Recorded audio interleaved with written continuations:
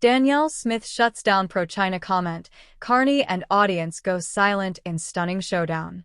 In a dramatic moment, during a recent parliamentary session, Alberta Premier Danielle Smith delivered a scathing rebuke to a Liberal MP who praised China's governance model, a moment that reverberated across the political landscape. Smith's pointed critique not only silenced the chamber, but also spotlighted growing concerns regarding Prime Minister Mark Carney's leadership style and decision-making processes. Her comments resonated powerfully with many Canadians who are increasingly wary of rising state control and the perceived erosion of personal freedoms under the current Liberal administration. Smith's confrontation came on the heels of the Liberals' first defeat in the House of Commons under Carney's leadership, marking a significant moment in the political narrative. The opposition, led by Conservative MP Matt Strauss, introduced a motion demanding that the Carney government present a comprehensive budget or, at the very least, an economic update before the summer recess. Although the motion was non-binding, it gained substantial traction as even the New Democratic Party, NDP, supported it, reflecting a bipartisan demand for fiscal transparency and accountability. This unusual unity among opposition parties highlighted the increasing urgency for clear financial communication from the government. Carney, who had previously asserted that there would be no budget this year, later backtracked and promised a comprehensive budget in the fall. However, he quietly introduced legislation that significantly increased government spending, raising eyebrows across the political spectrum. Critics, including Conservative leader Pierre Poilievre, accused Carney of manipulating financial reporting to obscure the truth about the country's economic situation, ultimately eroding public trust in the government. Poilievre labeled Carney's fiscal maneuvers as a sneaky accounting trick, underscoring widespread concerns about the government's burgeoning deficit and lack of transparency in its financial dealings. The tension escalated dramatically when Smith directly challenged Carney's narrative during a parliamentary debate. She questioned the logic of emulating China's governance model, emphasizing the importance of upholding Canada's democratic values and warning against the potential dangers of centralized control. Her remarks drew significant attention to the contradictions in Carney's policies, especially his push for environmental initiatives that, according to Smith, could undermine Canada's economic sovereignty and individual freedoms. Such a stance resonated with many Canadians who cherish the country's democratic traditions and are skeptical of any governance model that prioritizes state control over individual rights. Carney's vision includes ambitious projects centered on decarbonized oil and a transition to net zero emissions, which he argues will position Canada as a leader in sustainable energy. While he presents these initiatives as essential for combating climate change and securing a prosperous future, critics point out that the green transition heavily relies on materials manufactured in China, the world's largest polluter. Smith and her supporters argue that Canada's contribution to global emissions is minimal in comparison and that the economic costs associated with such a transition might outweigh the potential benefits. This debate raises fundamental questions about the balance between environmental responsibility and economic pragmatism.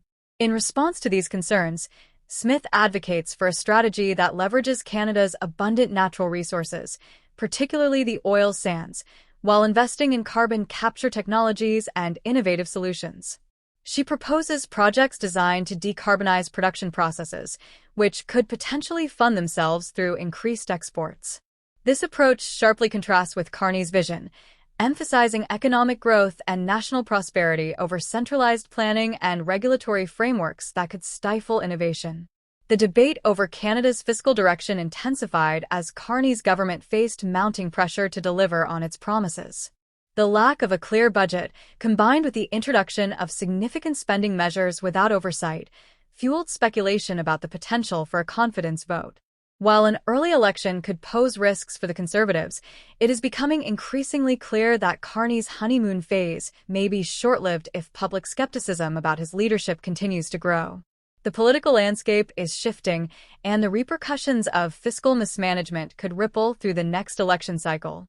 Poilievre has been vocal in his criticism of Carney's fiscal policies, accusing the Prime Minister of prioritizing control over effective outcomes.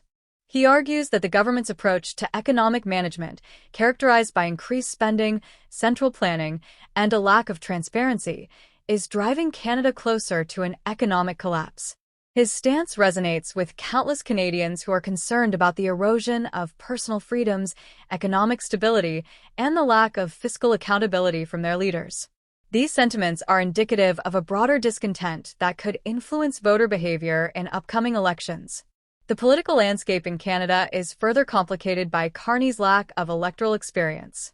While his background as a central banker lends credibility to his economic expertise, it raises questions about his ability to navigate the complexities of political leadership and the needs of a diverse electorate. Carney's ascent to the prime ministership, following Justin Trudeau's resignation, has been met with both optimism and skepticism. His supporters believe his economic acumen could guide Canada through turbulent times, while detractors worry that his technocratic approach may overlook the human elements of governance. Smith's confrontation with Carney and her subsequent comments have galvanized support among Canadians who feel marginalized by the current administration's policies. Her emphasis on national unity, economic independence, and the protection of individual freedom strikes a chord with those who believe that Canada's prosperity should not be compromised by ideological agendas. Smith's stance underscores a broader debate about the direction of the country and the values that should guide its leadership in an increasingly polarized political environment. As the political discourse continues to evolve, the spotlight remains on Carney's ability to deliver a transparent and effective budget.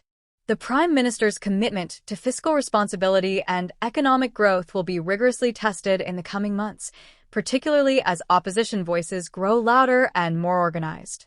The government's response to these mounting challenges will play a critical role in shaping Canada's political and economic future, influencing public trust and voter engagement.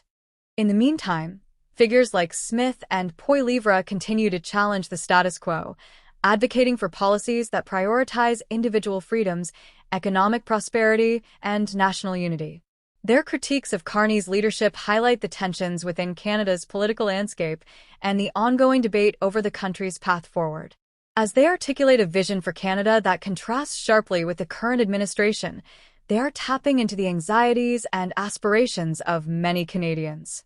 Ultimately, the confrontation between Smith and Carney serves as a microcosm of the broader ideological divide in Canadian politics.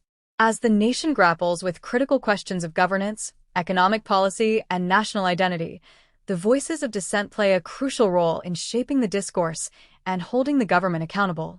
The ongoing struggle between differing visions for Canada reflects the complexities of a diverse society striving for a future that respects both individual rights and collective responsibilities.